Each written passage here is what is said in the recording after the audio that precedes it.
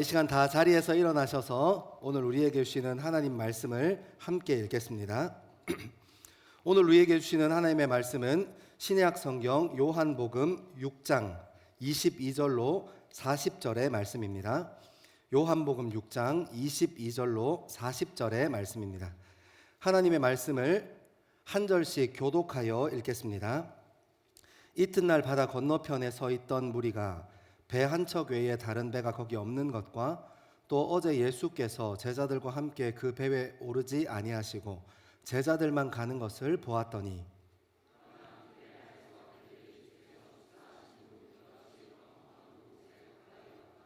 무리가 거기에 예수도 안 계시고 제자들도 없음을 보고 곧 배들을 타고 예수를 찾으러 가버나움으로 가서 예수께서 대답하여 이르시되 내가 진실로 진실로 너희에게 이르노니 너희가 나를 찾는 것은 표적을 본 까닭이 아니요 떡을 먹고 배부른 까닭이도다.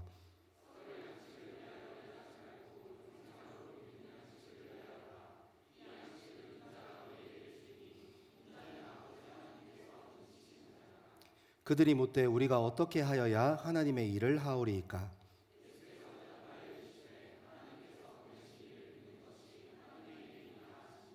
그들이 묻되 그러면 우리가 보고 당신을 믿도록 행하시는 표적이 무엇이니까?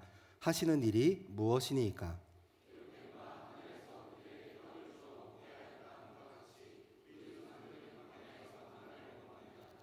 예수께서 이르시되 내가 진실로 진실로 너희에게 이르노니 모세가 너희에게 하늘로부터 떡을 준 것이 아니라 내 아버지께서 너희에게 하늘로부터 참 떡을 주시나니 그들이 이르되 주여 이 떡을 항상 우리에게 주소서.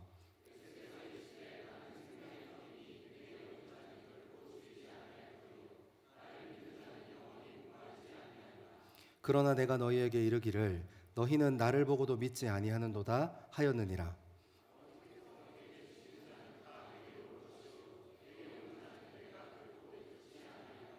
내가 하늘에서 내려온 것은 내 뜻을 행하려 함이 아니요 나를 보내신 이의 뜻을 행하려 함이니라.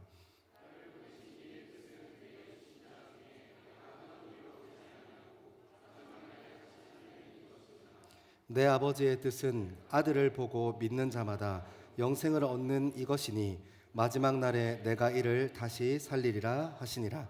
아멘. 이 말씀은 살아계신 하나님의 말씀입니다. 아멘. 이거 모니터 조금만 줄여줄 수 있나요? 네, 조금 많이 줄여주셔도 됩니다. 네. 여러분 사순절 잘 보내고 계신가요? 사순절엔 요한복음. 요한복음 말씀 큐티 따라서 이렇게 쭉 묵상하면서 좋은 시간 되기를 소망합니다. 특별히 제가 요한복음 따라 묵상하고 같이 큐티하면서 하나님께서 2026년 사순절에 꼭 우리에게 필요한 말씀 주시는구나 하는 생각했어요. 그래서 우리가 지치지 않고 포기하지 않고 혹시 잠깐 쉬시는 분들은 다시 정신 차려서 합류하면 좋겠습니다. 귀한 시간 가지면 좋겠습니다. 여러분 요한복음 6장은 우리에게 세 가지 이야기를 들려줍니다. 첫 번째는 너무너무 유명한 오병이어 사건이에요. 예수님께서 남성들만 5,000명을 먹이셨다. 그러니까 우리는 이제 노인도 있었을 거고 뭐 남성들도 있었을 거고 여성들도 있었을 거고 아이들도 있었을 거고 뭐 이런저런 숫자를 생각해 보면 한 2만 명이 먹었겠다 하고 대충 생각하는 그런 사건이 있었습니다. 그리고 그 뒤에 어떤 사건이 있냐면 이제 제자들이 예수님을 찾기 위해서 가버나움으로 이렇게 갈릴리 호수에 배를 띄워서 쭉 갑니다. 근데 큰 파도가 일고 바람이 불어요. 예수님께서 물 위로 걸어오시는 이야기를 듣게 됩니다. 그리고 이제 6장의 마지막 세 번째 이야기가 오늘 우리가 읽었던 22절부터 사실은 끝까지인데 저희 60절까지인데 40절까지만 읽었는데 요 생명의 떡 예수님께서 예수님을 왕으로 세우고 싶어하는 무리들이 찾아와서 예수님께 교훈을 듣는 이야기가 이렇게 6장 3개 이야기가 실려 있습니다. 근데 여러분 6장을 이해하는 것도 그리고 요한복음 전체를 이해하는 것도 이 오늘 본문 말씀에 등장하는 표적 그러니까 헬라어로는 세메이온이라는 표현인데 이 표적에 대한 이해를 잘 못하면 성경을 완전히 엉뚱하게 해석해버려요. 그래서 실제로 나중에 설교할 때 조금 잠깐 짚고 넘어가겠지만 진짜 여러분들이 생각하는 것 중에 잘못 해석되어 있는 경우들을 발견하실 겁니다. 여러분, 사도 요한은 의도적으로 세메이온, 표적이라는 단어를 썼습니다. 왜 아무도 다 모르는 것 같지? 제가 여러분이 표적이란 단어는 작년에 요한계시록 할 때 표적, 감사합니다. 그런 아무것도 모른다는 표정. 여러분들이 계셔서 저의 의미와 저의 가치가 있는 건 아니겠습니까? 여러분 감사합니다.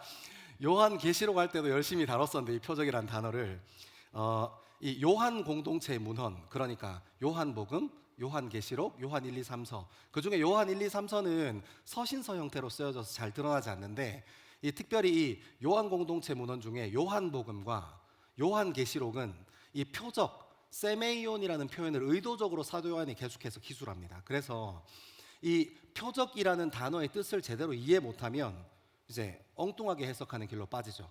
이 세메이온이라는 말이 뭐냐? 뭐 영어로 사인이라는 말의 어원이 된 헬라어이기도 한데, 이 표적이라는 말은 쉽게 얘기해 보면 우리 도로가에 걸려 있는 표지판과 같습니다.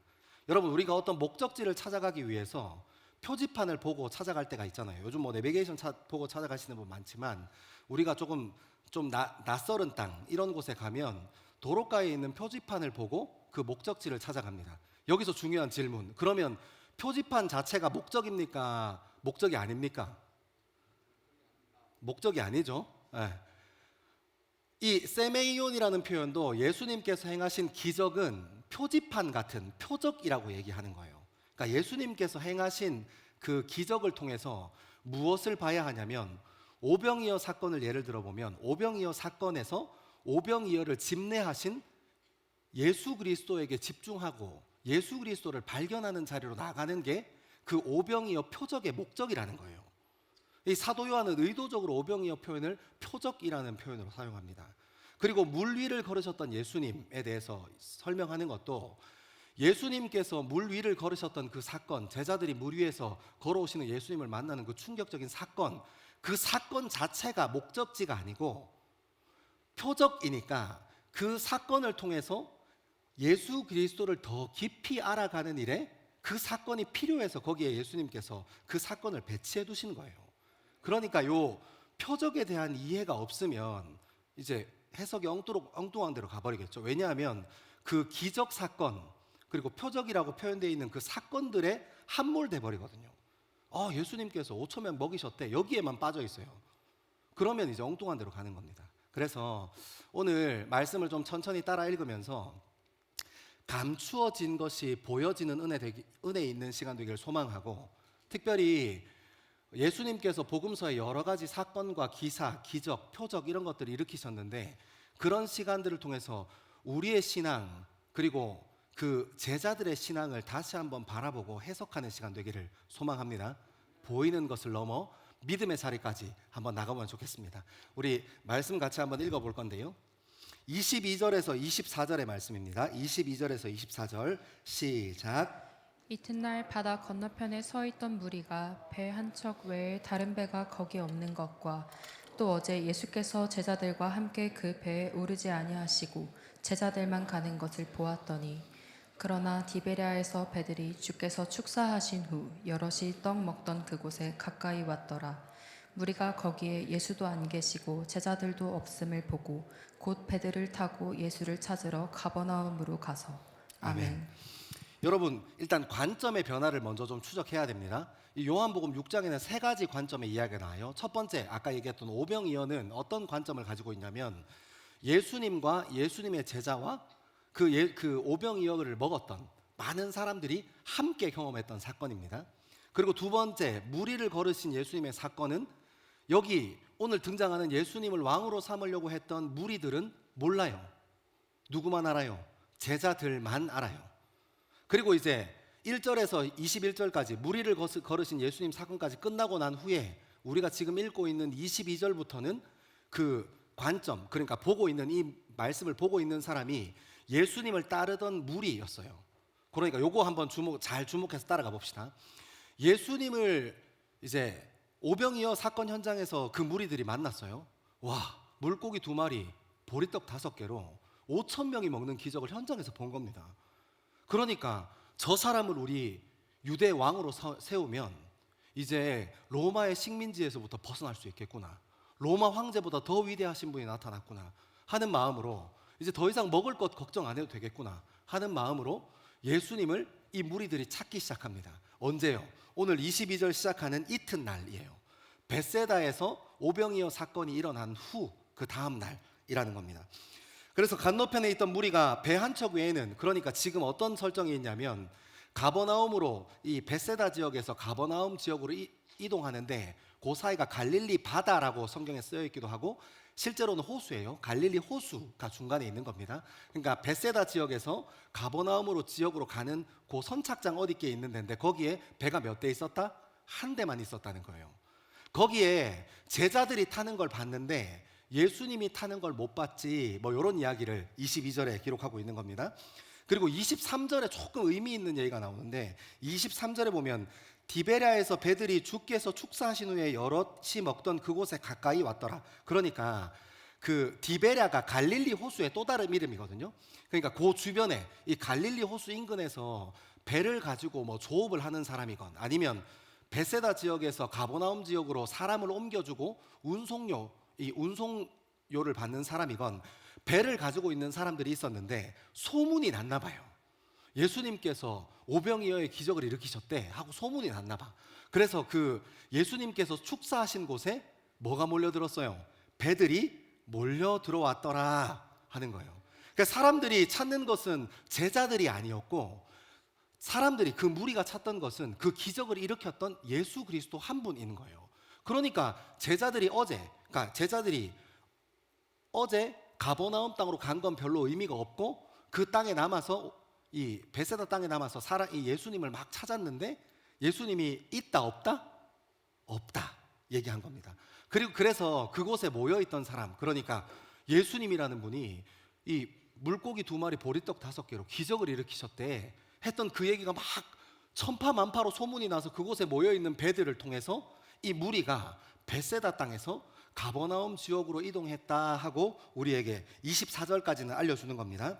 우리 25절과 26절 같이 읽겠습니다. 25절 26절입니다. 시작. 바다 건너편에서 만나 랍비여 언제 여기 오셨나이까 하니 예수께서 대답하여 이르시되 내가 진실로 진실로 너희에게 이르노니 너희가 나를 찾는 것은 표적을 본 까닭이 아니요 떡을 먹고 배부른 까닭이로다. 아멘. 그러니까 이제 이렇게 해서 벳세다 지역에서 배를 타서 모여있는 배들을 타고 가버나움이라는 지역에 와서 예수님을 만납니다. 그래서 그 무리가 예수님한테 물어요. 예수님 언제 오셨습니까? 여기 언제 오셨습니까? 하니까 예수님께서 나 어제 왔어, 아니 오늘 새벽에 왔지, 혹은 내가 무리를 좀 걸었지, 이렇게 얘기하지 않으시고 완전 엉뚱한 얘기하세요. 어떤 얘기를 하시냐면 이 무리가 왜 예수님 앞에 모였는가 하는 그 중심을 정확하게 꿰뚫어 보시고 예수님께서 뭐라고 하시냐면 이렇게 얘기하십니다. 너희는 표적을 본 까닭이 아니요 떡을 먹고 배부른 까닭이로다. 여러분, 이런 대화하는 패턴이 여기만 나오는 게 아니고 요한복음 곳곳에 나오는데 우리가 읽어왔던 본문으로 좀 생각해 보면 니고데모라는 사람을 예수님께서 예수님이 계신 곳에 니고데모라는 사람이 찾아옵니다. 그래서 니고데모가 물어봐요. 예수님 당신이 하시는 일을 보니까 하나님께서 하시지 않으시면 이런 일 못 하는데 어떻게 이런 일을 하시는 겁니까? 하고 물어보니까 예수님께서 그때도 이것 때문에 이렇지 저것 이렇게 하면 할 수 있지 하고 얘기해 주신 게 아니라 진실로 진실로 내게 이르노니 거듭나지 아니하면 하나님 나라를 볼 수 없느니라. 그러니까 왜 니고데모가 예수님을 찾아왔는지 정확하게 그 중심을 알고 대답하는 거예요. 그러니까 여러분, 제가 설명하고 싶은 것은 뭐냐면 예수님의 이 설명 26절에 나오는 내가 진실로 진실로 너희에게 이르노니 너희가 나를 찾는 것은 표적을 본 까닭이 아니요 떡을 먹고 배부른 까닭이로다 하는 것이 무엇이라는 거예요? 지금 여기 모여있는 무리들의 중심이라는 거예요. 이제 주님 언제 여기 오셨습니까? 하는 질문을 시작으로 어디까지 가고 싶은 거예요? 이 예수님이 지금 대답하고 있는 이 질문까지 천천히 가보려고 했던 것을 예수님께서 바로 알아차리시고 그들의 중심을 알아차리시고 너희는 표적 보고 온 거 아니잖아, 너희는 배불러서 온 거잖아 하고 그 중심을 이야기하시는 겁니다. 여기까지 정리됐죠? 여기까지 정리됐죠. 여러분, 그러니까 이 표적, 예수님께서 오병이어의 표적을 통해서 예수님께서 드러내고 싶어 하셨던 것은 떡 먹는 일, 그러니까 5천 명이나 되는 사람들이 떡이나 먹었지, 이 얘기가 하고 싶었다는 거예요? 안 하고 싶었다는 거예요? 근데 여러분, 실제로 기독교인들이 여기 함몰되어 있습니다. 그러니까 너희는 표적을 보고 온 거 아니잖아. 여기에 한국 기독교가 함몰되어 있다고요. 예수님께서 오병이어를 일으키신 이유는 그 오병이어를 일으키시고 그 오병이어를 집례하신 예수 그리스도라는 분을 더 깊이 아는 것. 오늘 이제 뒤에 생명의 떡에 대한 선언이 나오는데, 그 예수 그리스도께서 생명의 떡 되신 분임을 깊이 알아가는 것을 위해서 오병이어가 필요한 건데, 그냥 먹고 마시고 배부른 거에 그것으로 만족하는 사람들이 여기에 다 몰려 있는 겁니다. 사랑하는 여러분, 우리 인생에는 그런 것 없습니까? 여러분, 우리 인생에도 그런 것 있습니다. 하나님께서 내게 어떤 사건과 어떤 시련과 우리 교회에서 사역하면서 그 사역을 통해서, 시련을 통해서, 고난을 통해서, 하나님께서 허락하신 그 어려움을 통해서 예수 그리스도를 깊이 알아가야 되는데, 어려움에 마주하면, 사역을 마주하면, 사역 마주하면서는 사람만 보여요. 일만 보입니다.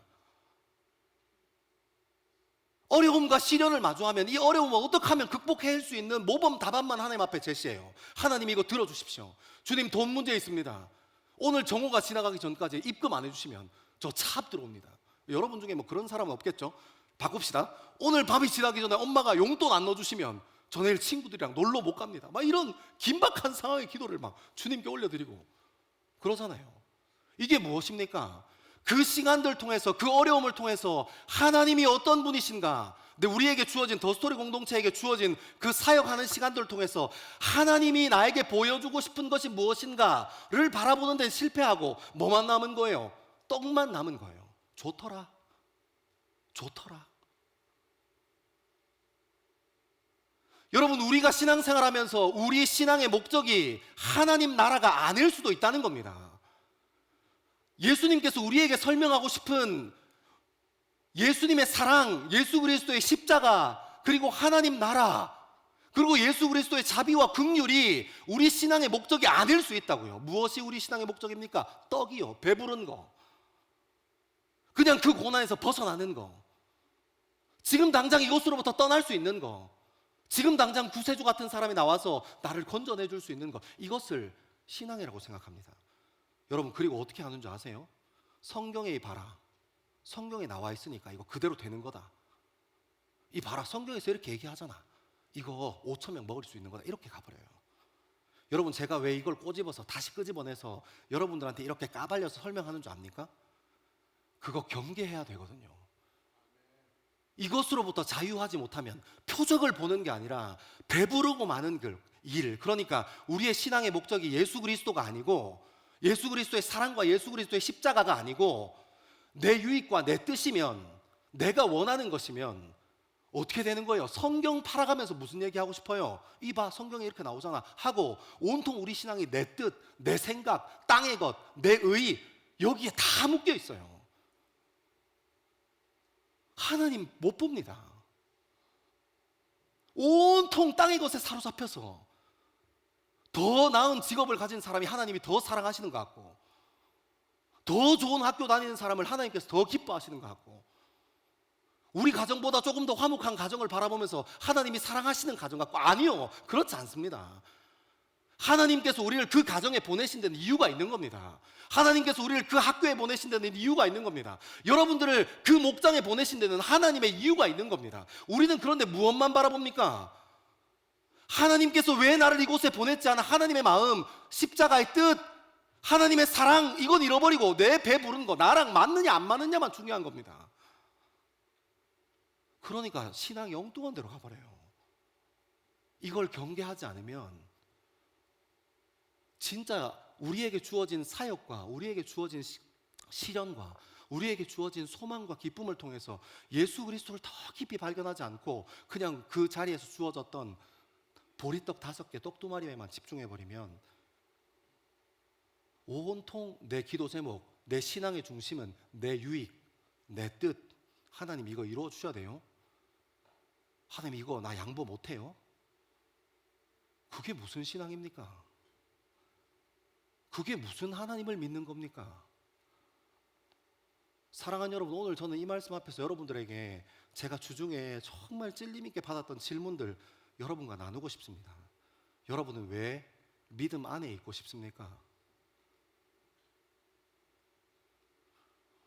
여러분은 무엇 때문에 그리스도 안에 있고 싶습니까? 내가 갈망하는 걸 이루고 싶어서요? 내 뜻을 세우고 싶어서요? 하나님이라는 수단이 있으면, 예수 그리스도라는 수단이 있으면 그 예수 그리스도라는 능력 있는 수단이 내 꿈을 이루어 줄 것 같아서요? 아니요, 그렇지 않습니다. 여러분, 믿음은 예수 그리스도, 그분 당신이 목적인 겁니다. 사랑하는 여러분, 진짜 예수를 사랑하십니까? 예수님이 꿈꾸셨던 그 사랑에 동참하고 싶어서 이 자리에 앉아 계시는 거 맞습니까? 예수 그리스도께서 선포하셨던 그 하나님 나라에 동참하고 싶어서 여러분들이 이 자리에 계신 것 맞냐고 묻는 겁니다. 누구도 피해갈 수 없습니다. 한번 이 말씀 앞에 서서 진지하게 질문해 보십시오. 제가 다시 한번 읽어드리겠습니다. 예수께서 대답하여 이르시되 진실로 진실로 너희에게 이르노니 너희가 나를 찾는 것은 표적을 본 까닭이 아니요 떡을 먹고 배부른 까닭이로다. 사랑하는 여러분, 우리가 하나님께서 허락하신 은혜 부어주신 때, 뭐 수련회 때나 아니면 기도하는 자리나 여러분이 개인적으로 예배 드렸던 자리나 아니면 여러분들이 일주일 동안 흩어지셔서 어느 곳에 누구와 함께 예배를 드렸던 그 공간에서 은혜 받았을 때 여러분이 하나님 앞에 고백하셨던, 하나님, 저는 제 젊음에 하나님 당신이 전부입니다. 제 젊음은 하나님 당신 한 분으로 충분합니다. 그리스도의 성령이 내 삶에 임하는 것으로 우리의 젊음은 충분합니다 하는 고백이 그냥 입술의 고백이 아니라 저와 여러분의 삶의 고백 되기를 소망합니다. 이거 너무너무 중요합니다. 우리 말씀 조금 더 읽어 내려가겠습니다. 27절로 29절입니다. 27절로 29절 시작. 썩을 양식을 위하여 일하지 말고 영생하도록 있는 양식을 위하여 하라. 이 양식은 인자가 너희에게 주리니 인자는 아버지 하나님께서 인치신 자니라. 그들이 묻되 우리가 어떻게 하여야 하나님의 일을 하오리이까? 예수께서 대답하여 이르시되 하나님께서 보내신 이를 믿는 것이 하나님의 일이니라 하시니. 아멘. 여러분, 예수님께서 27절에 뭐라고 받아버리세요? 썩을 양식을 위해서 일하지 마라. 오병이어 그 기적에서 먹고 나누었던 12강주리가 남았던 그 떡이 어떻게 될 거라는 거예요? 그건 썩을 거라고 얘기하는 겁니다. 무엇이 중요합니까? 하나님이 중요하다는 겁니다. 썩을 양식을 위하여 일하지 말고 영생하도록 있는 양식을 위하여 하라. 이 양식은 인자가 너희에게 주리니 인자는 아버지 하나님께서 인치신 자라 하고 얘기합니다. 근데 여러분, 좀 어색하게 28절에 보면 이렇게 얘기해요. 그들이, 그러니까 이 무리, 예수님을 왕 삼고 싶어 했던 이 무리가 예수님께 묻습니다. 뭐라고 묻냐면 우리가 어떻게 해야 하나님의 일을 하오리까? 여러분, 이게 중요한데요, 우리는 현대사회를 살고 그래도 교회 좀 다녔잖아요. 수년 혹은 십수년 이렇게 교회 좀 다녔으니까 지금 예수님께서 믿음에 대해서 말씀하시는구나 하고 알아요. 근데 유대인들은 지금 뭐라고, 평생 하나님을 섬기는 자리에 있었던 사람 뭐라고 얘기하냐면, 그들이 묻되 우리가 어떻게 해야 하나님의 일을 합니까? 어떻게 하면 하나님의 일을 할 수 있습니까? 하고 묻는 겁니다. 이건 이제 배경 정리가 좀 필요한데요, 유대인들은 율법을 지키는 일, 규례를 지키는 일에 굉장히 에너지를 많이 쏟았던 사람입니다. 그러니까 이 규례와 율법을 지키는 일에 프로로 지키는 사람들이 누구였냐면 바리새인들이었어요. 금식하는 일도 칼같이 하고, 저기도 뭐 이렇게 헌금하는 일도 막 칼같이 하고, 뭐 난리도 아니었습니다. 그러니까 이 사람들한테 믿음은 뭐냐면, 이 유대인들에게 무엇이 믿음이냐면 율법을 지키고 규례를 지키는 것이, 그 형식을 온전히 수행하는 것, 자기에게 주어진 임무, 미션을 온전히 수행하는 것이 믿음인 거예요. 근데 예수님께서, 그러니까 이 얘기를 듣는 사람들이 지금 28절은 이렇게 우리가 어떻게 해야 하나님의 일을 합니까? 하고 묻지만 이 사람들이 무슨 생각을 하고 있겠어요? 예수님의 지금 이 이야기가 조금 마음에 와닿은 사람들은 무슨 생각하겠어요? 그럼 혹시 내가 지금 놓치고 있는 율법이 있나? 지금 이 랍비가, 이 예수라는 랍비가 와서 설명하는데 혹시 내가 지금 뭔가 놓치고 있는 게 있나? 이렇게 생각했거나, 또 그런 사람 있잖아요. 맞는 말 하는 사람, 불편해하는 사람들이 있거든요. 겉으로 티는 못 내고 조금 예수님 저 싹퉁바가지 어린 게 안 되겠네 뭐 이렇게 생각하는 사람도 있었을 거 아니에요. 그런 사람들은 어떻게 생각했을까요? 유대인이니까 태어나서 믿음이 행위라는 것, 율법을 지키고 규례를 지키는 거라는 것이 자연스러운 사람들이니까 이렇게 생각했을 거예요. 나는 다 지켰는데, 나는 아빠, 할아버지, 엄마가 얘기했던, 말씀이 얘기하는 이 율법, 규례 하나도 놓친 게 없는데 지금 뭘 또 나한테 더 하라는 건가? 지금도 힘들어 죽겠는데? 요 얘기 하는 거예요. 요 얘기. 여러분, 이거 우리 신앙에 없는 것 같죠? 우리는 현대 사회를 살고 믿음이 예수 그리스도께 더 깊이 가는 거, 표적을 통해서 예수 그리스도를 더 깊이 만나는 게 믿음이라고 막 아멘하고 이렇게 했으니까 우리 삶에는 그런 거 없는 것 같죠? 우리 삶에도 있습니다. 우리 삶에도 이 원리가 그대로 있어요. 여러분, 가끔 이제 우리가 기도해야겠다, 직장을 위해서 기도해야겠다, 아니면 이성을 위해서 기도해야겠다, 결혼을 위해서 기도해야겠다, 뭐 이런 마음의 중심을 세우고 기도하기 시작할 때 제가 굉장히 이 청년들 신방하면서 공통점을 가지고 있는 게 뭐냐면, 새벽 기도를 좀 나와볼까? 헌금은 좀 해야 하나? 여러분, 헌금은 하십시오. 쓸 데 많으니까. 제가 가져갈 거 아니에요. 헌금은 하십시오. 헌금 빼고 못 들은 걸로 합시다. 이거는 예배를 더 많이 나가야 되나? 뭔지 알죠? 지금 제가 무슨 얘기하는 거 알겠죠? 이게 우리 신앙에도 똑같이 있다니까요. 하나님이, 예수 그리스도가 우리 신앙의 목적이 아니고 내가 지금 세운 뜻이 목적이니까, 지금 유대인들, 지금 우리는 막 믿음에 대해서 아는 것 같고 은혜에 대해서 아는 것 같고 예수 그리스도가 우리 신앙의 목적인 거에 대해서 아는 것 같은데, 우리 삶 가운데 뭐가 깔려 있냐면 이 공로주의가 깔려 있다고요. 기도할 때 며칠 작정 기도해야겠다, 새벽 기도 시작해야겠다. 여러분, 이게 우리 삶 가운데 얼마나 많이 있는지 모릅니다. 이 행위적인 부분요. 이것을 통해서 무엇을 드러내고 싶어 하는 거예요? 내가 그 세운 뜻, 내가 세운 기도 제목을 향한 갈급한 마음, 간절한 마음을 새벽 기도 가고 막 예배 참석하고 더 열심히 뭔가 봉사하고 섬기고 그런 일을 통해서 확인받고 싶어 하고 거기서 인정받고 싶어 합니다. 근데 여러분, 예수님께서 뭐라고 하는 줄 알아요? 그 앞에 서 있었던 무리, 그리고 2026년을 살아가는 우리에게 예수님께서 이렇게 말씀하십니다. 예수께서 대답하여 이르시되 하나님께서 보내신 이를 믿는 것이 하나님의 일이니라. 아멘 하세요. 여러분, 믿음은 결과론적으로 일 했냐 안 했냐, 금식 몇 번 했냐 안 했냐, 이게 믿음의 척도가 될 수 없다는 겁니다. 결과론적으로 내가 선한 일을 했냐, 결과론적으로 내가 윤리적인 일을 했냐, 이런 게 신앙이 아니라는 거예요. 예수님께서 뭐라고 얘기하십니까? 하나님께서 보내신 일을 믿는 것이 하나님의 일이니라. 그러니까 결과론적으로 내가 이 일을 하면 믿는 거고 이 일을 안 하면 안 믿는 거고, 이게 믿음이 아니라 하나님께서 보내신 그 일, 예수 그리스도를 믿는 것, 그것이 하나님의 일이라는 거예요. 그러니까 예수 그리스도로 내 삶이 채워져서 하는 말과 행동, 예수 그리스도로 충만해서 내가 선택하고 결정하는 것, 성령 하나님으로 충만해서 내 인생의 문제를 이 설계해 가는 것, 숨 쉬는 것, 모든 것이 믿음이라고 얘기하는 겁니다. 내가 새벽 기도 나가면 신실하고 새벽 기도 안 나가면 안 신실하고, 헌금 조금 더 많이 하면 신실하고 헌금 좀 못하면 그거 아닌 것 같고, 그런 게 아니라 내 안에 무엇으로 채워져 있느냐가 믿음의 시작이라고 얘기하는 겁니다. 아멘 하세요? 이게 정말 중요한 겁니다.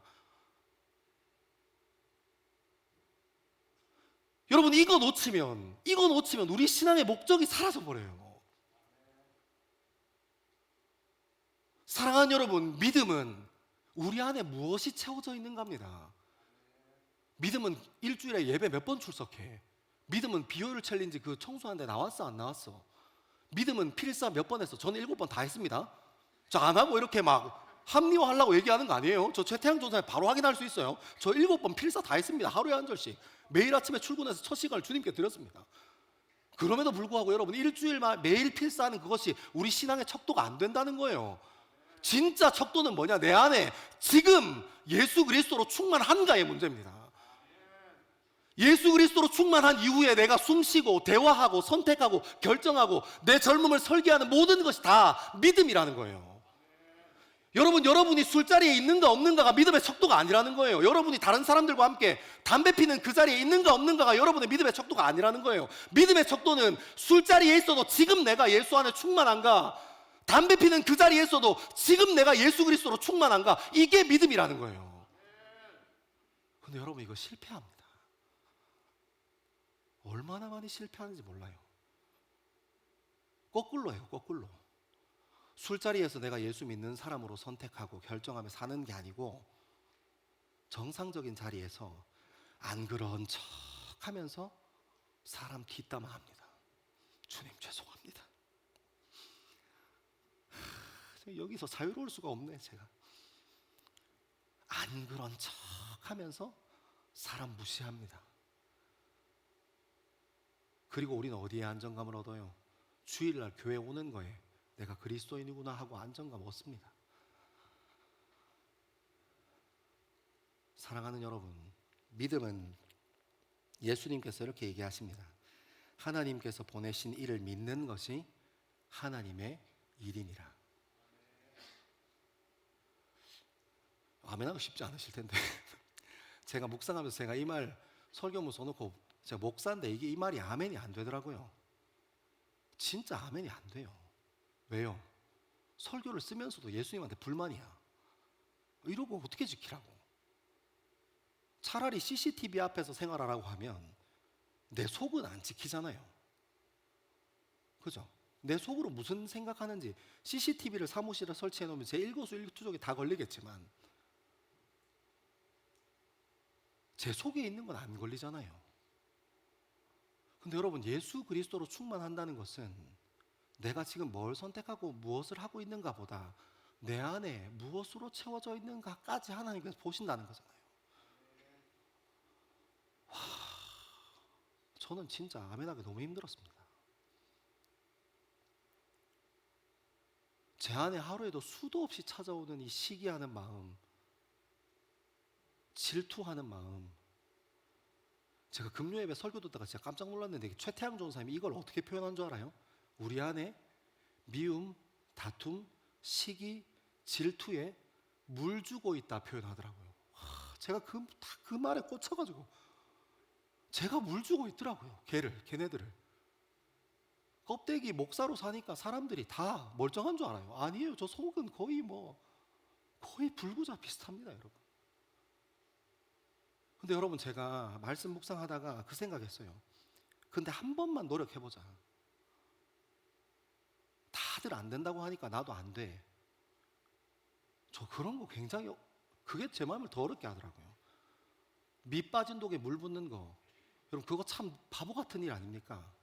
근데 여러분, 제 마음에 항상 가지고 있는 마음이 그런 마음이 있습니다. 제가 다음 세대 사역자라서 그런지 모르겠는데 밑 빠진 독에 물 붓는 거 참 어처구니 없고 어리석은 일이지만 누군가 해야 하는 일이라면 내가 해보고 싶다 하는 마음은 있어요. 사랑하는 여러분, 그렇게 예수 그리스도로 우리 삶을 채워가는 저와 여러분 되기를 소망합니다. 한 번에 되지 않습니다. 그럴듯한 자리에 있는 것 믿음 아닙니다. 정리되어 있는 환경에 있는 게 믿음이 아닙니다. 여러분이 어디에 있든지 무엇을 하든지 무엇으로 채워져 있는가가 믿음을 결정냅니다. 사랑하는 여러분, 믿음 안에, 그리스도 안에 거하는 저와 여러분 되기를 소망합니다. 우리 말씀 조금 더 따라 읽어가 보겠습니다. 우리 30절에서 33절입니다. 30절에서 33절 시작. 그들이 묻되 그러면 우리가 보고 당신을 믿도록 행하시는 표적이 무엇이니이까? 하시는 일이 무엇이니이까? 기록된 바 하늘에서 그들에게 떡을 주어 먹게 하였다 함과 같이 우리 조상들은 광야에서 만나를 먹었나이다. 예수께서 이르시되 내가 진실로 진실로 너희에게 이르노니 모세가 너희에게 하늘로부터 떡을 준 것이 아니라 내 아버지께서 너희에게 하늘로부터 참떡을 주시나니 하나님의 떡은 하늘에서 내려 세상에 생명을 주는 것이니라. 아멘. 아멘.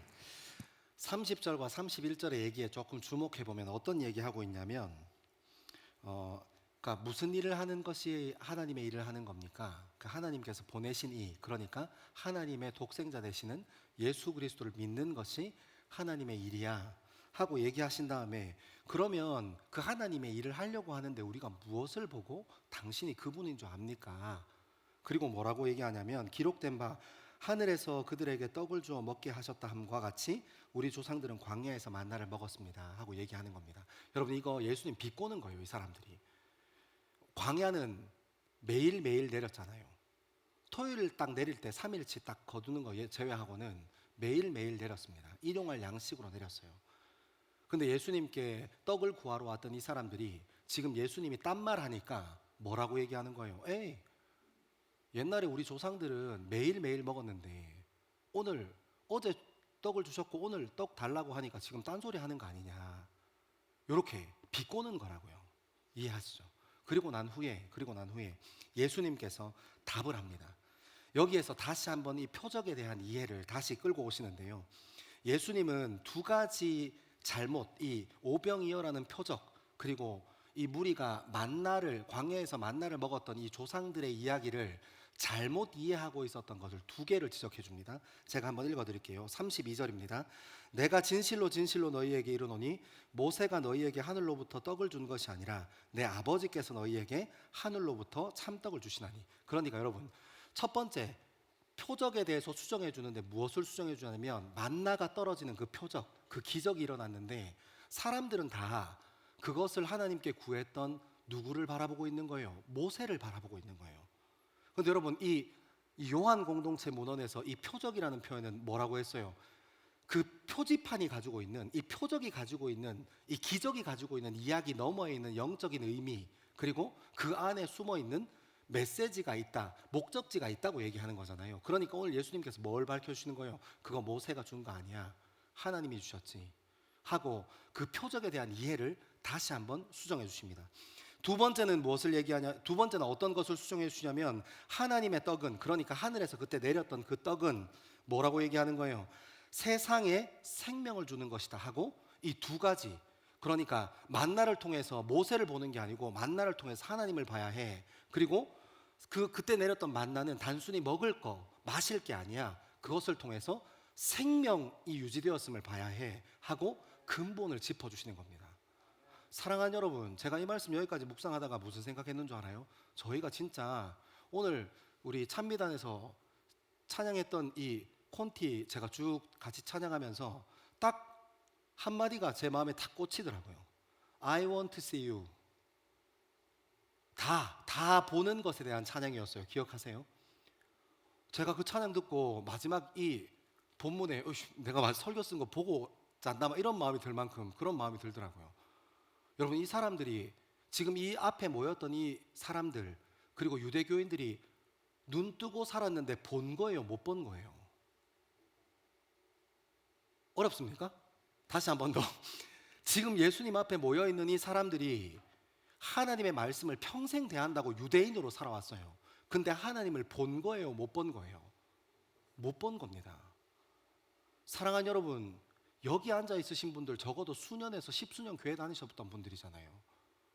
일주일에 한 번씩 예배 몇 번 들었냐고 물어보면 몇 번 예배 들었냐고 그거를 답해야 돼 하는 사람들이잖아요. 여러분은 하나님 봅니까? 여러분도 하나님 보이세요? 물과 성령으로 거듭나면 하나님 나라를 볼 수 있다 얘기했던 사도 요한의 이 간증과 같은 선포와 고백, 여러분들 그거 보고 계십니까? 제가 알았어요. 하나님께서 우리 공동체에 이거 회복하기 원하시는구나. 그리고 제 삶을 거꾸로 보기 시작했어요. 제가 일주일 필사하면서 그때가 되게 좋았더라고요. 왜 좋았는 줄 알아요? 제가 필사에서 항상 목회자방에 1등으로 올렸거든요. 1등 하고 싶어서 막 그렇게 했어요. 행복했어요. 제가 이번에 직접 지난 금요일 날 저희 비효율 챌린지 하고 이제 맡은 마을들이 왔잖아요. 제가 이렇게 뒤에서 보니까 목회자니까 금요 예배 안 드릴 수 없잖아요. 그래서 뒤에서 예배 드리는 걸 보는데 적어도 진짜 미니멈 3분의 1이 청년들이더라고요. 저는 좀 과장해서 2분의 1이 청년이었다고 얘기하고 싶어요. 왜냐하면 적어도 3분의 1은 더 돼 보였거든요. 제가 다음 주에 한번 세볼 셈이에요.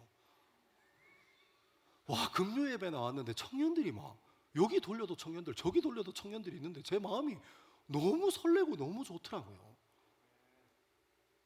진짜 너무너무 행복했습니다. 비효율 챌린지 간다고 저기 그 로비에 모여있던 한 30명 정도 되는 청년들, 사실 제가 너무 끼고 싶은데 또 제가 또 나이가 나이인 만큼 낄 때와 빠져야 할 때를 현명하게 구별하기 위해서 정말 애쓰고 힘쓰고 노력하거든요. 마음 같아선 다 끼고 싶은데 얼마나 불편하겠어요, 목사님 끼어있으면. 근데 여러분, 제가 그 한 30명 되는 인원들 갔다 와서 집에도 안 가. 그 로비에서 소담소담 이렇게 앉아서 얘기하고 막 떠들고, 야 이담 커피 뭐 이렇게 얘기하는데, 너희들 진짜 너무 잘 모였다, 너무 잘 모였다. 사랑하는 여러분, 필사 한 줄 하면서 하나님 마음이 보일 수 있다면, 예배 한번 목장끼리 함께 참여해서 하나님이 보일 수 있다면,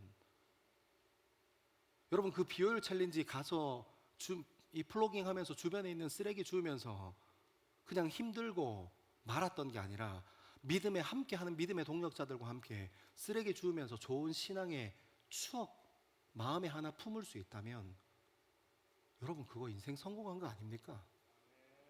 그리스도의 마음 품고 비효율적인 일을 하나님께서 원하신다고 하는 그 믿음 가지고 나와서 그 자리에 서 있는 것, 그것을 통해서 우리 인생이 변해가는 것 아닙니까? 사랑하는 여러분, 끝까지 함께 합시다. 우리 34절 한번 같이 읽겠습니다. 34절입니다. 시작. 그들이 이르되 주여 이 떡을 항상 우리에게 주소서. 우리 35절도 읽겠습니다. 시작. 예수께서 이르시되 나는 생명의 떡이니 내게 오는 자는 결코 줄이지 아니할 터이요 나를 믿는 자는 영원히 목마르지 아니하리라. 아멘. 아멘. 사랑하는 여러분, 진짜 예수 그리스도가 생명의 떡이십니다. 세상이 줄 수 없는 평안, 세상이 줄 수 없는 사랑, 세상이 줄 수 없는 만족감으로 우리 인생을 채우십니다. 세상에 있는 사람들 이거 모를걸요? 우리가 왜 일주일에 한 번 이곳에 나가서 2시간씩 찬양하고 예배하고 기도하고 마음의 중심을 세우고, 그리고 2시간 하고 끝납니까? 나가면 속으로 모여서 또 같이 삶도 나누고 기도 제목도 나누고 주중에 있었던 그런 일들도 함께 나누면서, 여러분 그렇게 시간 보내는 거, 많은 시간 보내는 거 세상 사람들은 이해 못할 겁니다. 왜 우리가 하나님의 마음으로 채워져서 불편한 길을 걸어가야 하는 그 이유를 이 세상 사람들은 이해 못할 겁니다. 그러나 여러분, 이 말씀 앞에 서 있는 우리는 알지 않습니까? 하나님의 사랑 안에 거하는 것, 그리스도 안에 거하는 것이 지금 내 삶을 조금 불편하게 하고 내 삶을 조금 억제해 오지만, 그것이 주는 사랑과 감동, 그런 시간들을 통해서 함께 동력하는 믿음의 동력자들과 함께 걸어가는 그 인생이 여러분 얼마나 아름답고 귀합니까? 여러분, 우리가 지난 농활들 한번 기억해 보십시오. 우리가 밟았던 그 강원도 땅, 그리고 경기도 포천 땅, 그 땅에 있는 수많은 사람들이 우리가 시간 들이고 돈 들이고 우리 젊음 들여서 머리 깎아드리고 네일 해드리고 그 지역을 청소해드리고 그 교회를, 그 지역에 있는 교회를 위해서 전도해드리고, 그때 만났던 그분들의 웃음, 하루 종일 고생하고 땀 흘리고 함께 모여서 찬양하고 같이 손잡고 뜨겁게 기도했던 믿음의 동력자들, 여러분 한번 기억해 보십시오.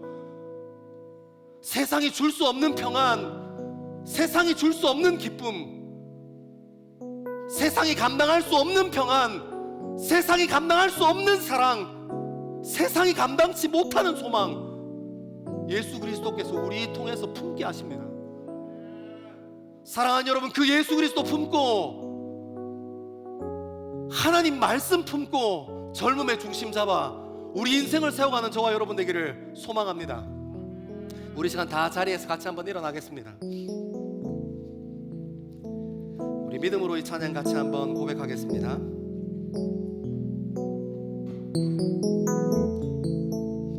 이 길을 알게 되어, 이 길을 알게 되어 나의 삶은 복되다. 내 육신의 연약함 깨달을 수 있기에, 담을 수 없는 큰 사랑 담아볼 수 있기에, 나의 삶은 참으로 복되다. 이 길을 알게 되어, 이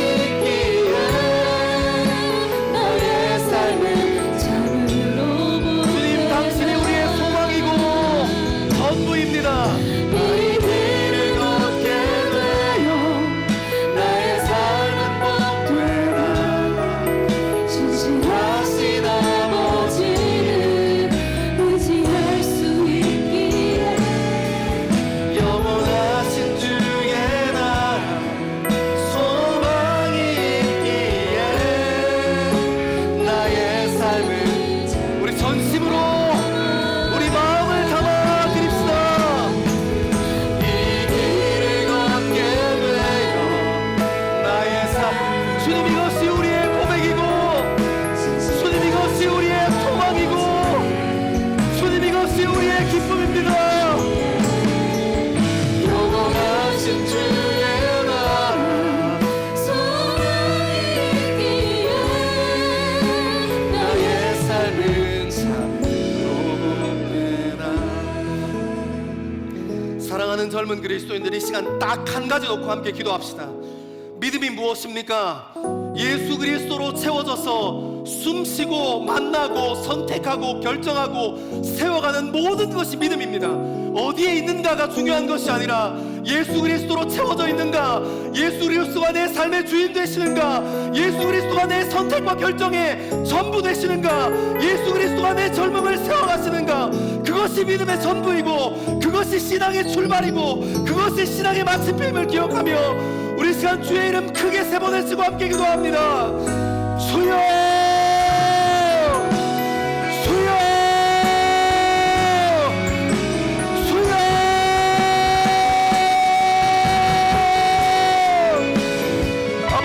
아버지 하나님 우리 인생이 예수 그리스도로 말미암아 가득한 인생 될 수 있게 주님 인도하여 주옵소서.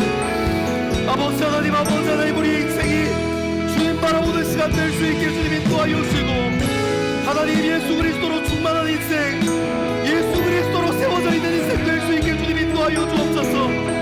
주님 그것이 인간적인 눈으로는 우리의 삶을 얽매고 우리의 삶의 올무를 놓는 것 같지만 하지만 살아계신 하나님께서 경험케 하시는 그 한 걸음 한 걸음이 복되다 고백하고 살아계신 하나님을 우리 인생의 주인 삼으며 세상 사람들이 걷지 않으려고 하는 그 길을 한 걸음 한 걸음 걸어가는 믿음의 사람 되기를 소망합니다.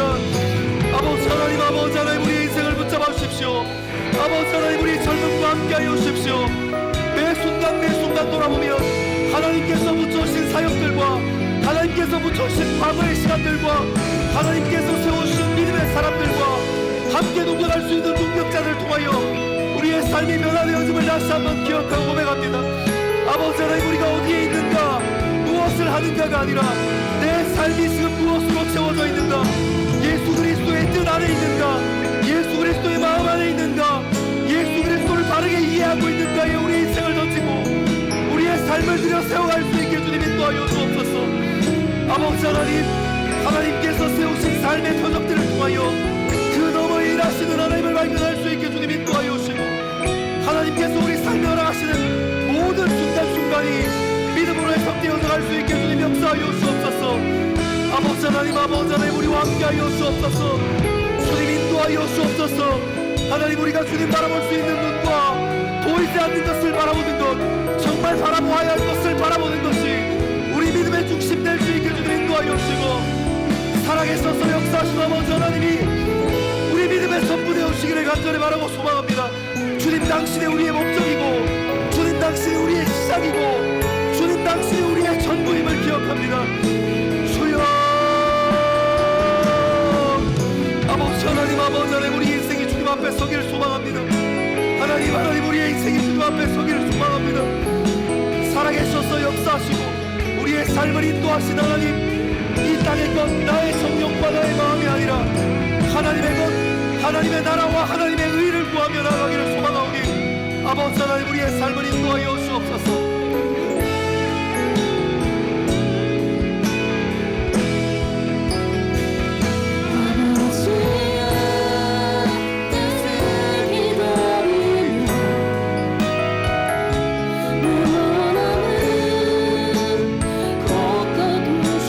우리의 고백입니다. 주님 이것이 우리의 젊음입니다.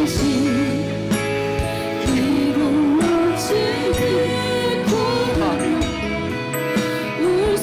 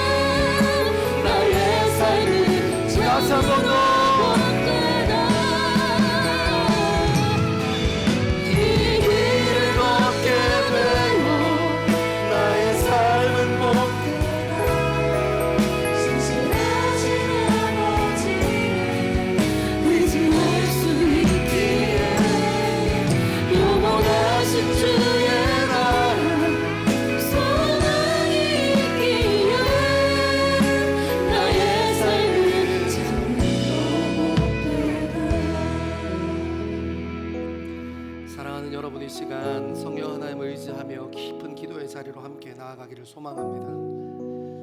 하나님 당신이 우리의 시작이고 하나님 당신이 우리의 끝입니다.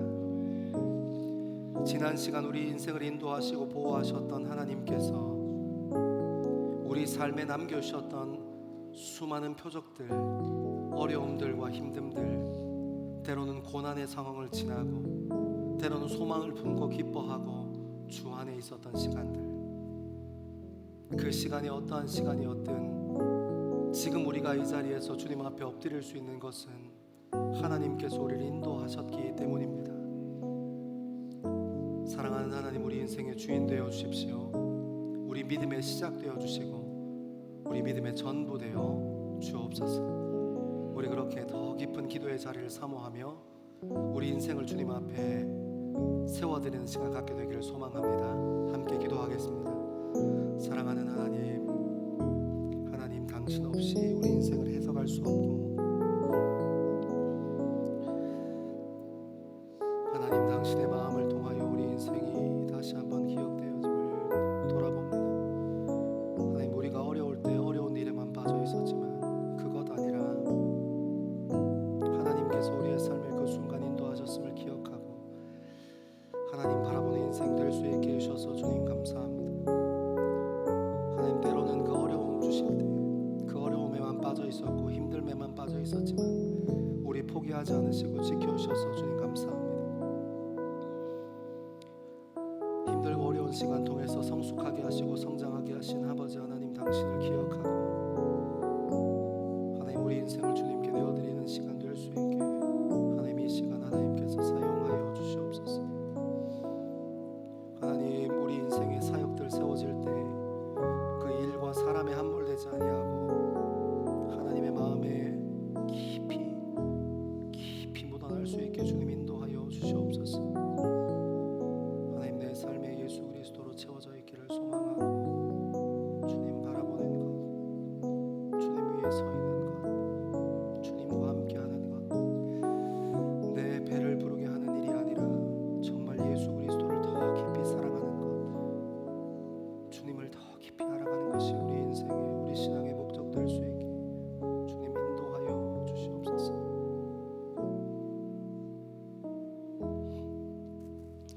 사랑하는 하나님, 배부름 때문에 예수 그리스도를 쫓지 않고 내 뜻과 내 의 때문에 예수 그리스도 쫓지 않고 하나님이 당신이 우리를 먼저 사랑해 주셨던 그 은혜, 하나님께서 몸 내어 주셔 우리에게 쏟으신 그 사랑, 그것으로 말미암아 주님 쫓을 수 있게 주님 인도하여 주시고 우리 삶 가운데 하나님께서 때로는 힘들게도 하셨고 어렵게도 하셨고 때로는 기쁘고 소망을 품게도 하셨는데 기쁜 것에 소망 있는 것에 그리고 힘듦과 어려움에만 사로잡혀 있지 않고 그 시간들 통하여 하나님을 더 깊이 알게 하시고 우리를 성숙의 자리로 인도하셨음을 주님 감사합니다. 앞으로도 기쁘고 슬프고 어려움을 품고 소망을 품을 때 있겠지만 그때에 그 어려움에 매여 있지 않고 그 기쁨에 매여 있지 않고 그 기쁨과 어려움 가운데 계시는 하나님 바라보고 예수 그리스도를 더 깊이 알아갈 수 있도록 주님 인도하여 주옵소서. 주님 당신이 우리의 전부입니다. 이 모든 말씀 사랑하는 예수님 이름으로 기도합니다. 주님을 알게 되어 우리 인생이 복이 있다 고백했던 젊은 그리스도인들 위해 그리고 예배를 사모하여 함께 예배의 자리를 지키는 하나님의 백성들 위해 하나님께서 선포하신 복을 선언합니다. 여호와는 내게 복을 주시고 너를 지키시기를 원하며 여호와는 그의 얼굴을 내게 비추사 은혜 베푸시기를 원하며 여호와는 그의 얼굴을 내게로 향하여 드사 평강 주시기를 원하노라. 아멘.